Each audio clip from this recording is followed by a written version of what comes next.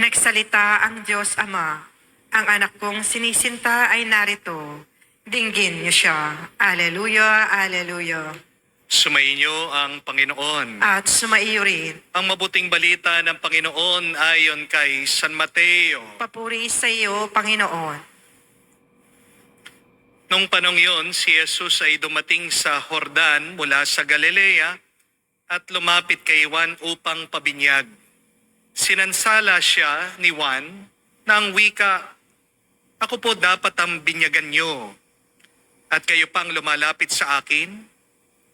Ngunit tinugon siya ni Jesus, "Hayaan mo itong mangyari ngayon sapagkat ito ang nararapat nating gawin upang matupad ang kalooban ng Diyos."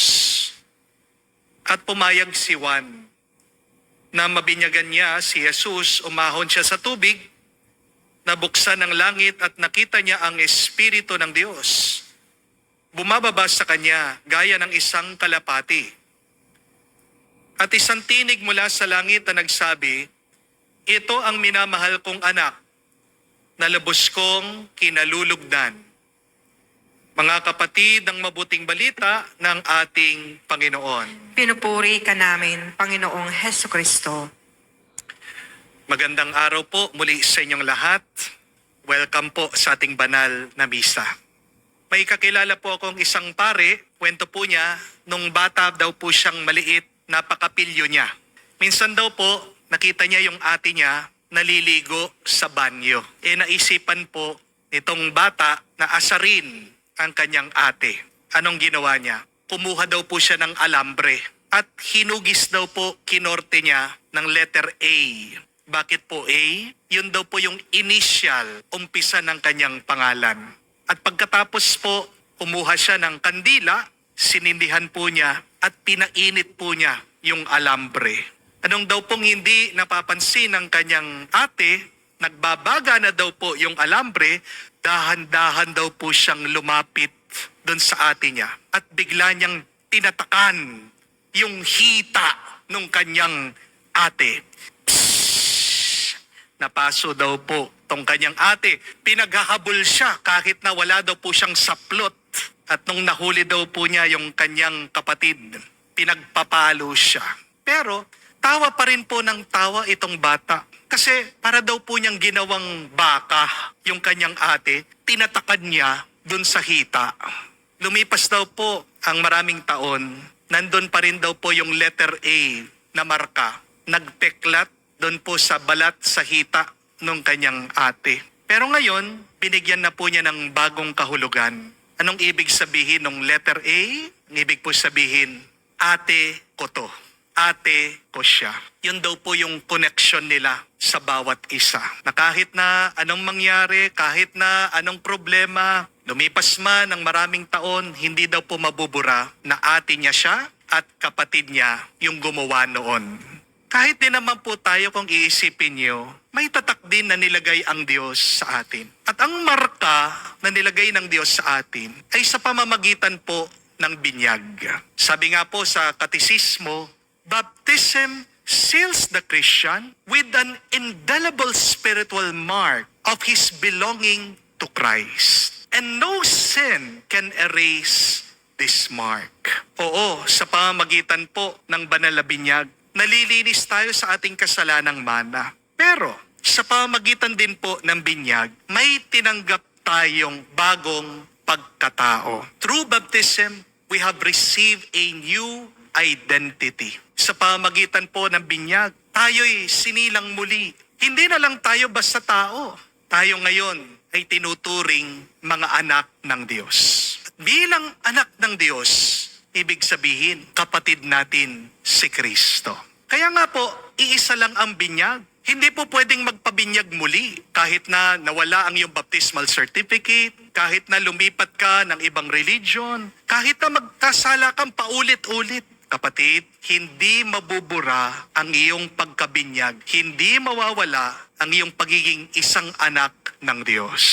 At bilang mga anak ng Diyos, pinapaalala po sa atin ngayon na tayo'y pinili, na tayo ay mahal na mahal ng may kapal. To be baptized means you are chosen. you are a beloved of God.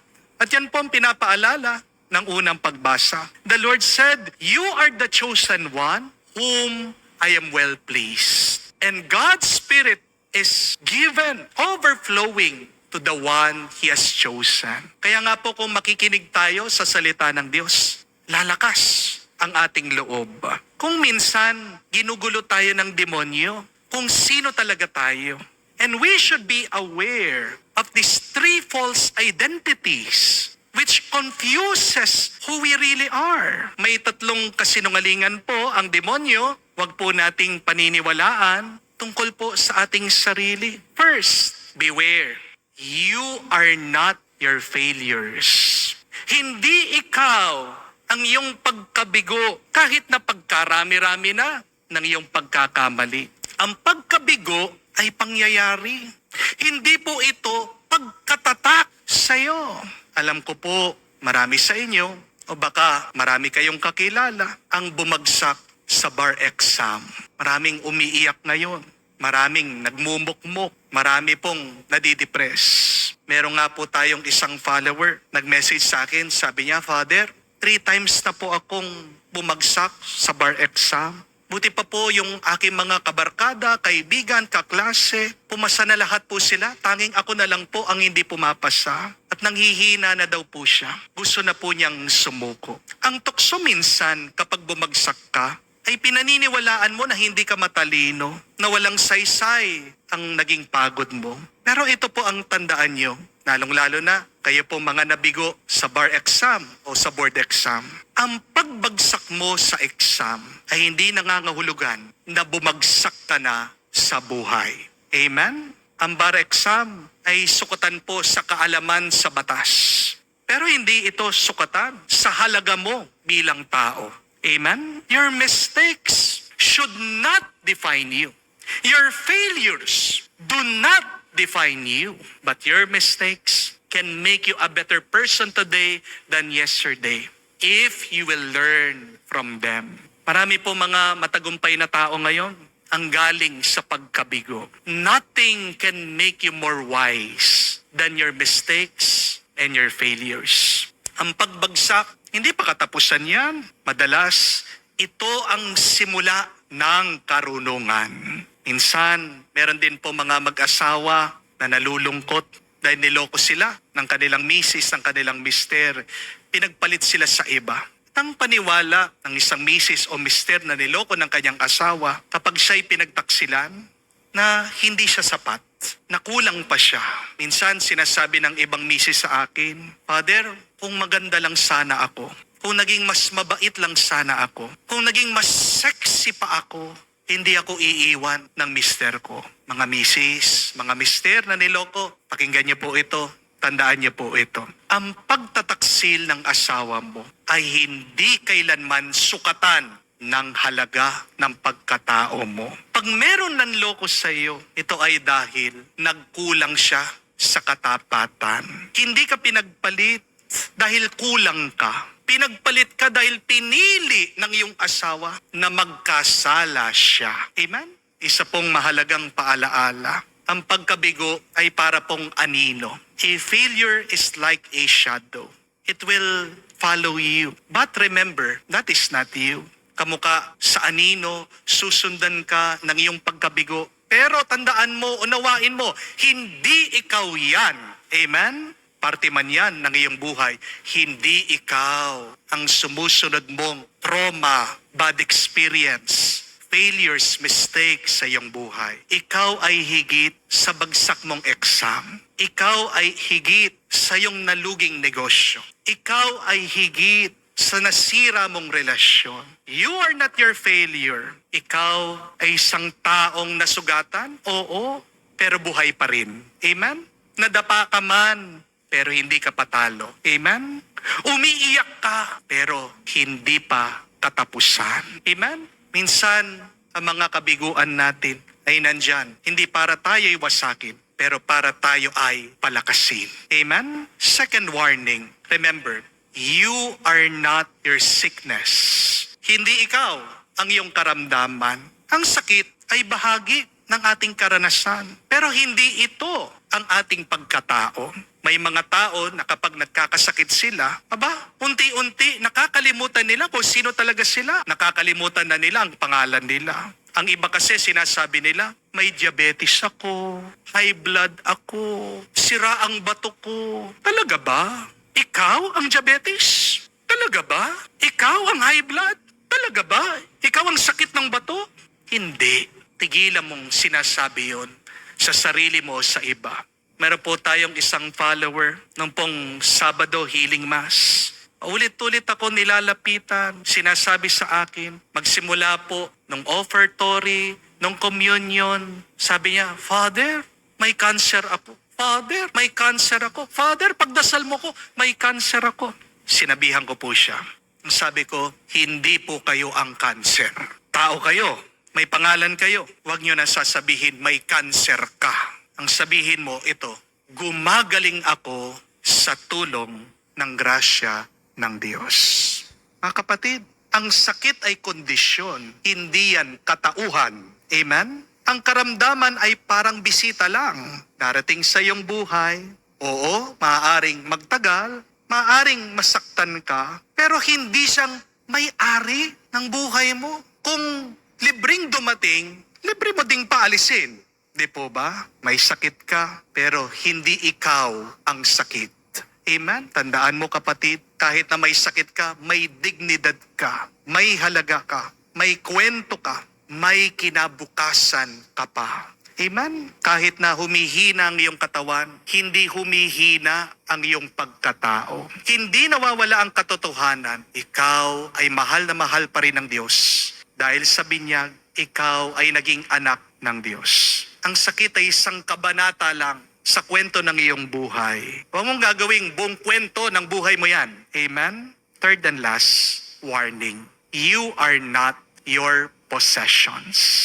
Hindi ikaw ang iyong pagmamay-ari. Harinawa, yung hawak mo, huwag sanang hahawakan ang pagkatao mo. Amen? Ang ari-arian ay bagay. Ikaw ay tao. Amen? Ang mga gamit ay napapalitan. Pero ikaw, kapatid, hindi ka mapapalitan kailanman. Yan po yung sinabi ko. Doon sa isang leader ko, minsan niyaya kong mag-anoint ng may sakit. Dinaan yung aking sasakyan sa maliit na eskinita. Nagka-gas-gas-gas-gas po ang aking sasakyan.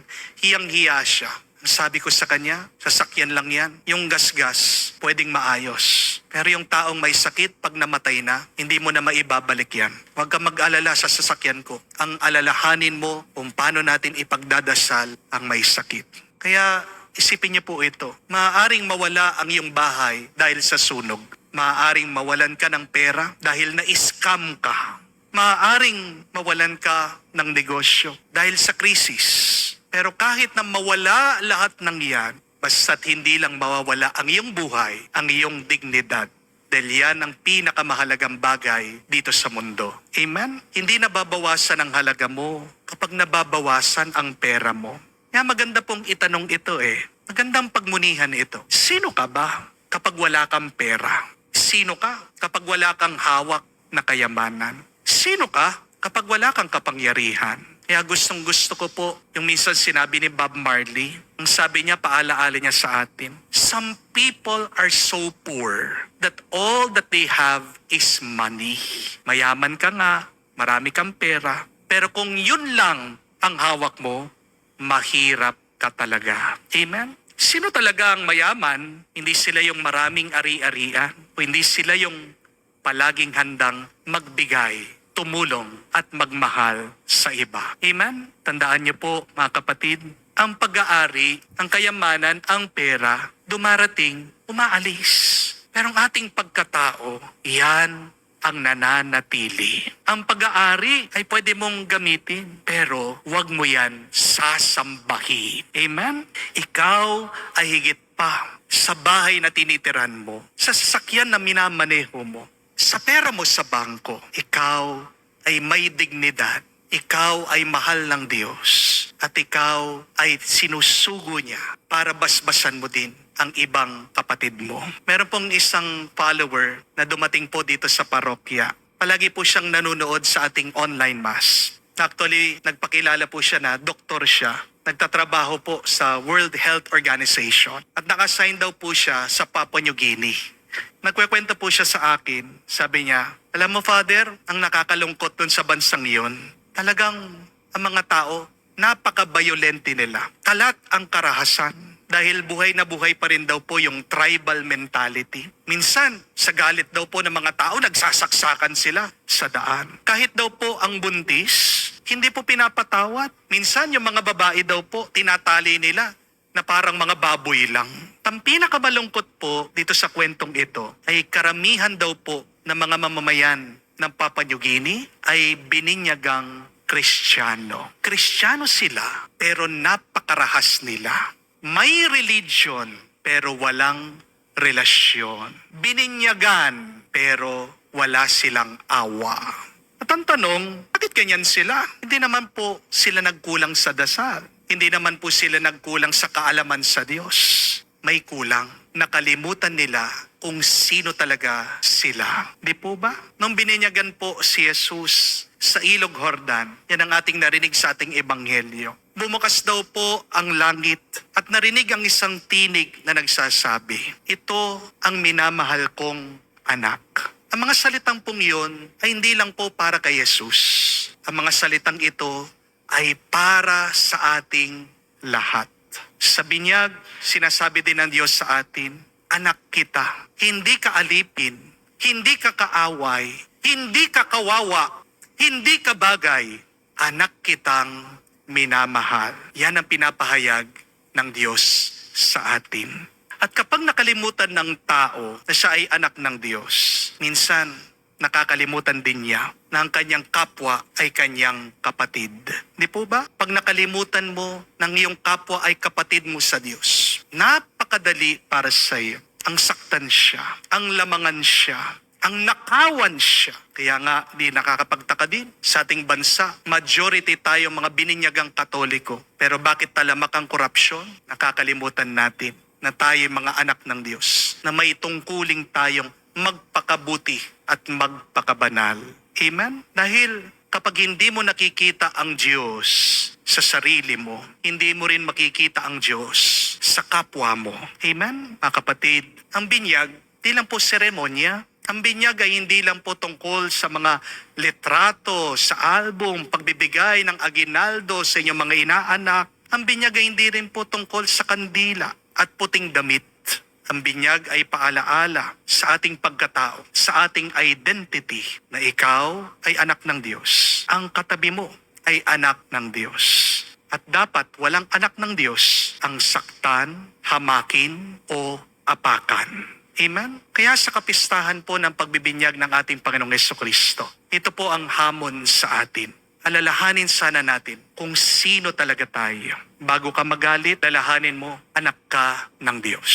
Bago ka mang-abuso, manloko ng ibang tao, tandaan mo, anak ka ng Diyos. Bago ka manakit ng iba, tandaan mo, anak ka ng Diyos.